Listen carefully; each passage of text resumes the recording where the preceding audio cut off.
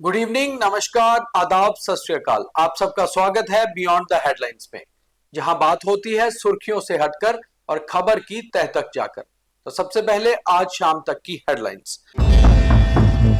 Lieutenant governor और chief minister का सेहत पर पूरा ध्यान। एलजी डोडा में तो सीएम कश्मीर में स्वास्थ्य संबंधी मामलों में है सचेत।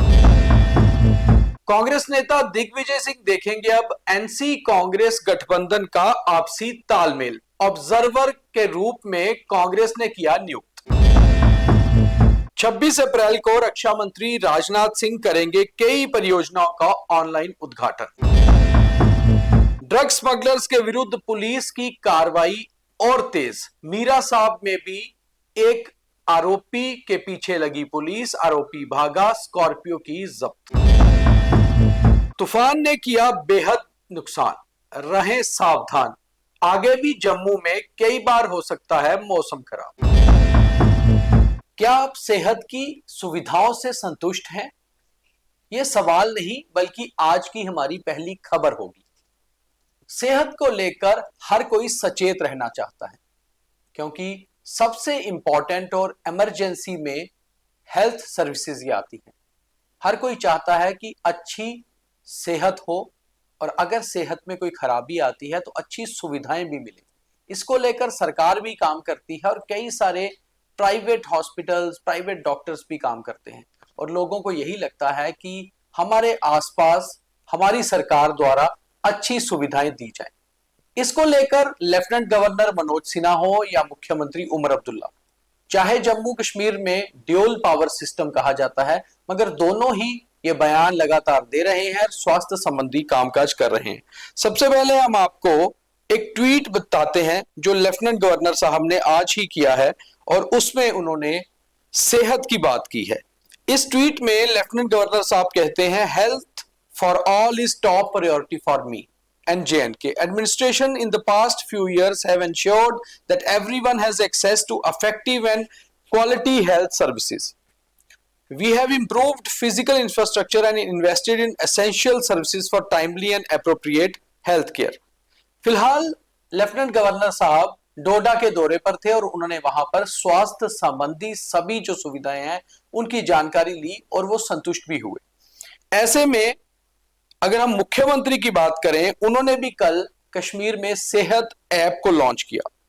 अब कुल मिलाकर अगर हम देखें तो स्वास्थ्य संबंधी जितनी भी सुविधाएं हैं उसको देखते हुए हमारी सरकार पूरी तरह से सचेत है।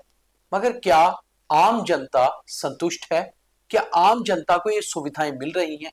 ये बहुत बड़ा सवाल है।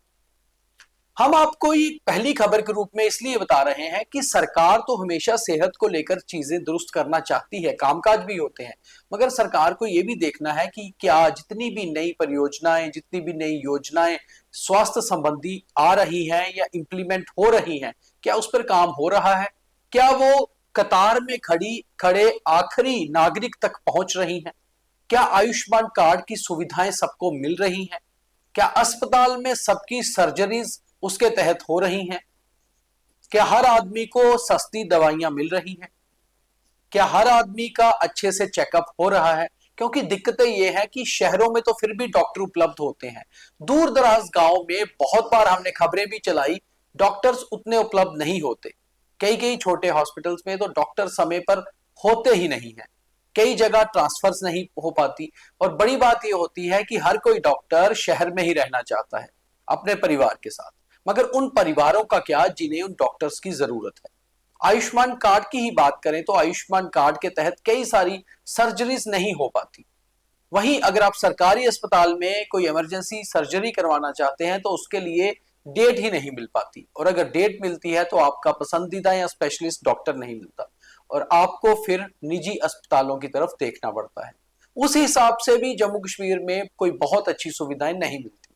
तो लेफ्टिनेंट गवर्नर हो या मुख्यमंत्री, उन्हें सबसे पहले यह देखना चाहिए कि चाहे वो सेहत ऐप लॉन्च करें या फिर अस्पताल जाकर निरीक्षण करें, यह देखना बहुत जरूरी है, ये इनपुट्स लेने बहुत जरूरी है कि क्या आम आदमी तक ये सुविधाएं पहुंच रही हैं, क्या आम आदमी को सेहत संबंधी सुविधाएं मिलती हैं, वो संतुष्ट हैं, और अगर नहीं है तो फिर सरकार को भी और काम करने की जरूरत है इससे पहले कि हम ये कहें कि सेहत के मामले में सब कुछ दुरुस्त है।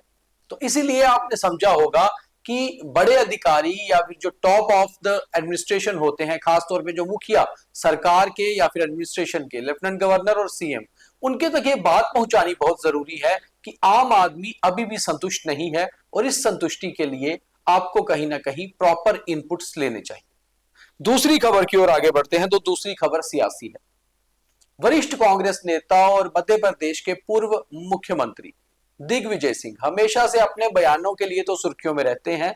आज वो सुर्खियों में इसलिए हैं क्योंकि कांग्रेस ने उन्हें जम्मू कश्मीर कांग्रेस का ऑब्जर्वर नियुक्त किया है, और ऑब्जर्वर भी इसलिए कि नेशनल कॉन्फ्रेंस और कांग्रेस गठबंधन का तालमेल बना रहे।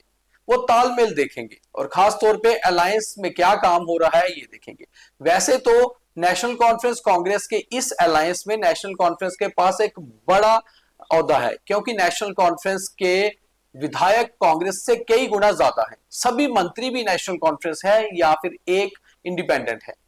ऐसे में कांग्रेस का क्या रोल रहेगा या क्या रोल रहने वाला है ये देखना बहुत इंपॉर्टेंट होगा, और दिग्विजय सिंह इस तालमेल को कैसे दुरुस्त करते हैं ये भी देखना बहुत इंपॉर्टेंट होगा।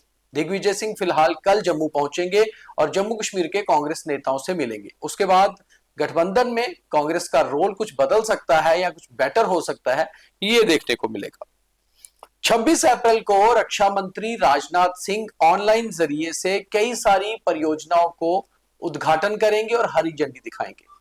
राजनाथ सिंह का ये दौरा पहले ऑफलाइन होना था, मगर अब जो जानकारी आ रही है वो ऑनलाइन जरिए से ही बीआरओ द्वारा बनाए गए कई प्रोजेक्ट्स का इनॉग्रेशन यानी उद्घाटन करेंगे। इसी बीच प्रधानमंत्री नरेंद्र मोदी का जो कटरा का दौरा पोस्टपोन हुआ है, उसका भी अभी कब होना है कोई फाइनल शेड्यूल नहीं आया है। कहा जा रहा है कि 26 या 27 अप्रैल को प्रधानमंत्री आ सकते हैं, मगर अभी कुछ भी तय नहीं है। तो फिलहाल जो ऑनलाइन इनॉग्रेशन है वो दिल्ली बैठकर ही रक्षा मंत्री राजनाथ सिंह ऑनलाइन जरिए से करेंगे। जम्मू कश्मीर पुलिस लगातार ड्रग्स स्मगलिंग के खिलाफ कार्रवाई कर रही है, मगर पिछले कुछ दिनों से जम्मू और सांबा पुलिस ने पूरी तरह से कमर कसी है ड्रग स्मगलर्स और पेडलर्स के खिलाफ।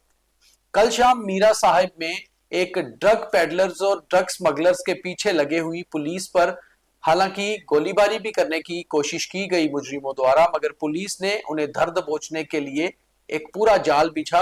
वो चाहे निकलकर भाग गए, मगर एक स्कॉर्पियो जब्त कर ली गई। पुलिस लगातार जम्मू और सांबा जिलों में जो भी ड्रग माफिया से जुड़े हुए लोग हैं उन पर शिकंजा कस रही है, और आने वाले दिनों में कुछ बेहतर रिजल्ट्स भी मिल सकते हैं। कल शाम जम्मू में आए तूफान ने कई सारे लोगों को परेशान किया। कई सारे लोग अपने ही घरों पर घायल भी हुए, अस्पताल में इलाज के लिए भी पहुंचे, और ऐसे में कई सारी गाड़ियों को भी नुकसान हुआ। बहुत सारे पेड़ गिरे, बिजली की तारों को नुकसान हुआ, मगर मौसम विभाग का कहना है कि अभी ऐसे ही तूफान इस गर्मी के सीजन में जम्मू में और भी देखने को मिल सकते हैं। ये वेस्टर्न डिस्टर्बेंस हो या कुछ और, मगर मौसम कहीं ना कहीं लगातार करवट बदल सकता है, इसलिए बहुत जरूरी है सावधान रहना। यानी कि ऐसा तूफान और बारिश अगर आती है तो जहां भी हो वहीं बने रहे, ज्यादा बाहर घूमने ना निकले। कल भी कई सारी गाड़ियों पर नुकसान हुआ है, क्योंकि अचानक से आए तूफान और बारिश ने लोगों को संभलने का मौका नहीं दिया। तो उम्मीद है कि मौसम विभाग की ओर से आने वाली जानकारी में जरा लोग सचेत रहें। तो आज की खबरों में यही। अब थॉट ऑफ द डे, और अब आज का ज्ञान यानी कि थॉट ऑफ द डे। जीवन में कभी मौका मिले तो किसी का सारथी बने, स्वार्थी नहीं, क्योंकि सारथी बनने से आप न केवल किसी को आगे लेकर जाएंगे बल्कि उसके साथ साथ खुद भी आगे बढ़ेंगे, और अगर स्वार्थी बनेंगे तो किसी का तो बुरा करेंगे ही, अपना पहले होगा। तो ये थी आज की बियॉन्ड द हेडलाइंस। कल दोबारा मुलाकात होगी, तब तक के लिए द न्यूज रूम 24 आवर्स के सभी कार्यक्रम देखते रहिए। बहुत धन्यवाद। जय हिंद।